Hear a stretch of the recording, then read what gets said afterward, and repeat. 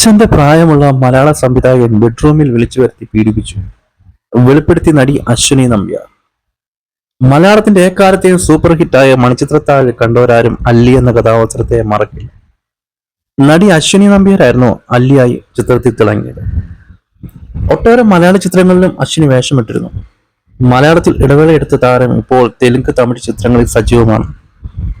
തമിഴിൽ പുറത്തിറങ്ങുന്ന സൂഴൽ എന്ന വെബ് സീരീസിന്റെ രണ്ടാം ഭാഗത്തിലാണ് താരം അഭിനയിക്കുന്നത്. ഇപ്പോഴിതാ ഒരു അഭിമുഖത്തിൽ സംസാരിക്കുക മലയാള സിനിമാ സംവിധായകനെതിരെ ഞെട്ടിക്കുന്ന വെളിപ്പെടുത്തൽ നടത്തിയിരിക്കുകയാണ് അശ്വിനി. സിനിമാക്കാര്യം ചർച്ച ചെയ്യാനുണ്ടെന്ന് പറഞ്ഞ ഒരു മലയാള സംവിധായകൻ റൂമിൽ വിളിച്ചു വരുത്തി ലൈംഗികമായി പീഡിപ്പിച്ചെന്നാണ് അശ്വിനി വെളിപ്പെടുത്തുന്നത്.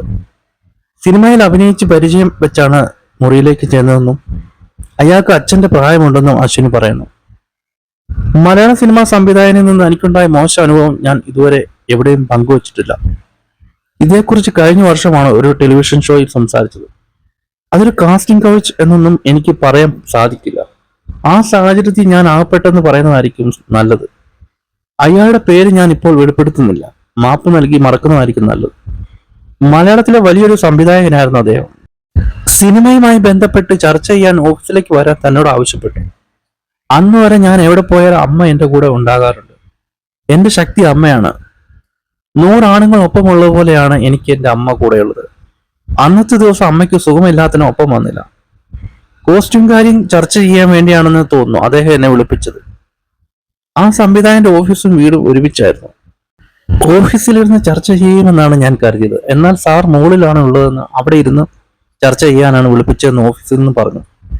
ഒപ്പമുണ്ടായിരുന്ന ഹെയർ ഡ്രസ്സറായ സ്ത്രീയെ വിളിച്ചപ്പോൾ അവർക്ക് വരാൻ അസൗകര്യമുണ്ടെന്നും എന്നോട് ഒറ്റയ്ക്ക് പോകാനും പറഞ്ഞു. ഞാൻ അന്ന് ഒരു ടീനേജർ ആയിരുന്നു. ഒരു കുട്ടിത്വത്തോടെ കളിച്ച് ചിരിച്ച് ഞാൻ മുകളിലത്തെ നിലയിലേക്ക് പോയി. എന്നാൽ അവിടെ ആരും ഉണ്ടായിരുന്നില്ല. ബെഡ്റൂമിലേക്ക് വരൂ എന്ന ഒരു ശബ്ദം കേട്ടു. ഇത് കേട്ടതോടെ ഞാൻ മുറിയിലേക്ക് കയറി. അയാളോടൊപ്പം ഞാൻ നേരത്തെ ഒരു സിനിമ ചെയ്തിട്ടുണ്ട്. അതുകൊണ്ട് ഞാൻ ധൈര്യമായി മുറിയിലേക്ക് കയറി. അവിടെ വെച്ച് അയാൾ എന്നോട് മോശമായി പെരുമാറി. അവിടെ എന്താണ് നടന്നതെന്ന് പോലും മനസ്സിലാക്കാൻ എനിക്ക് സാധിച്ചില്ല. ഇത് തെറ്റാണോ, അയാളാണോ തെറ്റ് ചെയ്തത്, ഞാനാണോ എന്നൊന്നും മനസ്സിലാക്കാൻ പോലും എനിക്ക് കഴിഞ്ഞില്ല. ഞാനാണോ ഇത് ചെയ്യാൻ അവസരമുണ്ടാക്കിയത് എന്നൊക്കെയുള്ള സംശയം എൻ്റെ മനസ്സിലേക്ക് വന്നു. ശേഷം വീട്ടിലെത്തി വിഷമിച്ചപ്പോൾ അമ്മ എന്നോട് എന്താണെന്ന് ചോദിച്ചു. ഈ കാര്യം എനിക്ക് അമ്മയോട് എങ്ങനെ പറയാമെന്നും അറിയില്ലായിരുന്നു.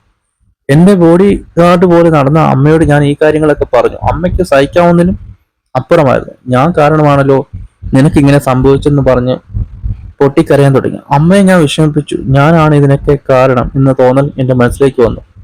അന്ന് രാത്രി ഉറക്കുകൂടുതൽ കഴിച്ച് ജീവൻ എടുക്കാൻ ശ്രമിച്ചു. വേറെ എന്ത് ചെയ്യണമെന്ന് എനിക്ക് അറിയില്ലായിരുന്നു. അവർ എന്നെ ആശുപത്രിയിലേക്ക് എത്തിച്ചു, രക്ഷപ്പെടുത്തി. ശേഷം അമ്മ എന്നോട് പറഞ്ഞു, ഇത് നിന്റെ തെറ്റല്ല, ആദ്യം അത് മനസ്സിലാക്കുമെന്ന്. അയാളുടെ തെറ്റാണെന്ന് എന്നെ ബോധ്യപ്പെടുത്തി. അയാൾ ഒരു യുവാവൊന്നും ആയിരുന്നില്ല. എന്റെ അച്ഛന്റെ പ്രായമുള്ള ആളായിരുന്നു. അത് എനിക്കൊരു പാഠമായിരുന്നു. ആ സംഭവം എന്നെ കരുത്തയാക്കി. പിന്നീട് അമ്മ ഒപ്പമില്ലാതെയാണ് ഞാൻ ഷൂട്ടിംഗ് ലൊക്കേഷനിലേക്ക് പോയത്. അതിനുശേഷം എനിക്ക് എല്ലാം നേരിടാനുള്ള ധൈര്യമുണ്ടായി. ആ സംഭവത്തിന് ശേഷമാണ് എന്നിലെ ധൈര്യം വർദ്ധിച്ചത്. ഇതേക്കുറിച്ച് എനിക്ക് പറയാനുള്ളത് എന്താ പറയാ, ചുമ്മാ കയറി കൊടുത്തിട്ട് ഇവരൊക്കെ വിളിച്ചു പറഞ്ഞിട്ട് എന്തിനാണ്? കെട്ടിയവനും മക്കൾക്കൊക്കെ ഒരു വിഷമം ഉണ്ടാകുന്ന കാര്യങ്ങളാണ് വിളിച്ചു പറയുന്നത്. കഴിഞ്ഞു പോയ കാര്യങ്ങൾ പേര് പറയാൻ ഉദ്ദേശമില്ല. അല്ലെങ്കിൽ അങ്ങനെ ആ പുള്ളിക്കാരനെ കുറിച്ച് ഒന്നും പറയാൻ ഒരു ഉദ്ദേശമില്ല. അപ്പൊ പിന്നെ ഇതൊക്കെ അങ്ങ് വിഴുങ്ങിക്കളയുന്നതല്ലേ നല്ലത്.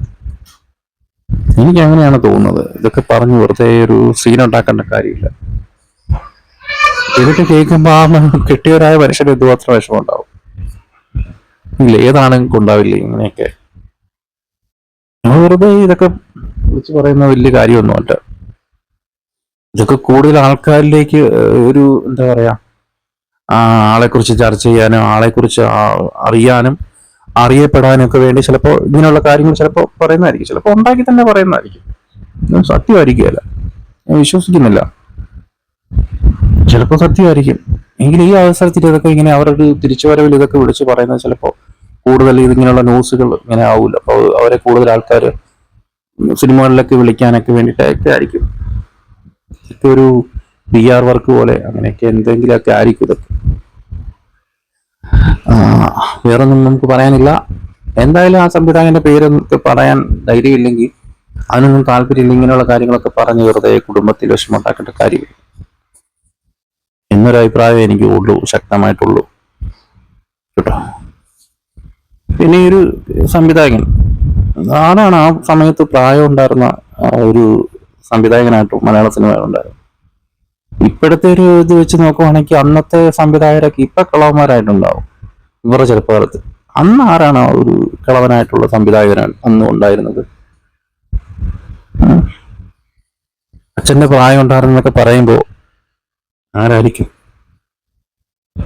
അപ്പോൾ